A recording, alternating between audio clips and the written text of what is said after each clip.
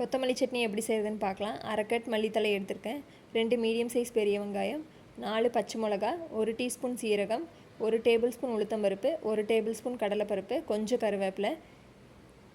இப்போ ஒரு கடாயில் எண்ணெய் ஊற்றிக்கலாம்.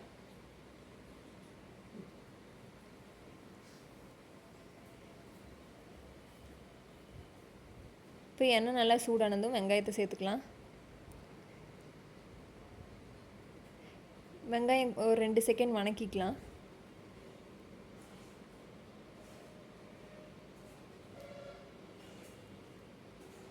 இப்போ இது கூட மற்ற பொருளெல்லாம் சேர்த்துக்கலாம். இந்த சட்னி செய்கிறது ரொம்ப ஈஸி. இது வந்து இட்லி, தோசை, சாதம் எல்லாத்துக்குமே வச்சு சாப்பிட்லாம்.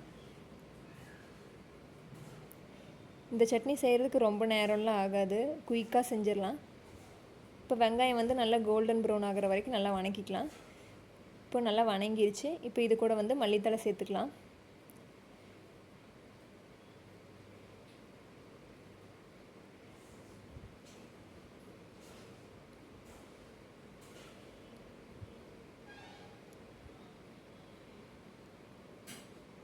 இப்போ இது நல்லா வணங்கிருச்சு. இப்போ இதுக்கு தேவையான அளவு உப்பு சேர்த்துக்கலாம்.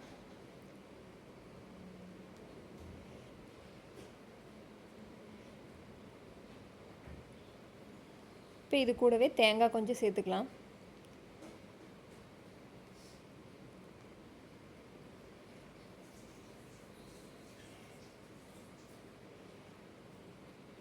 அவ்வளோதான். இனி வந்து இது அரைச்சா ரெடி ஆயிரும். இப்போ நீங்கள் அடுப்பு ஆஃப் பண்ணிக்கலாம். இது கொஞ்ச நேரம் ஆறட்டும். இப்போ இதை மிக்ஸி ஜாருக்கு மாற்றிக்கலாம்.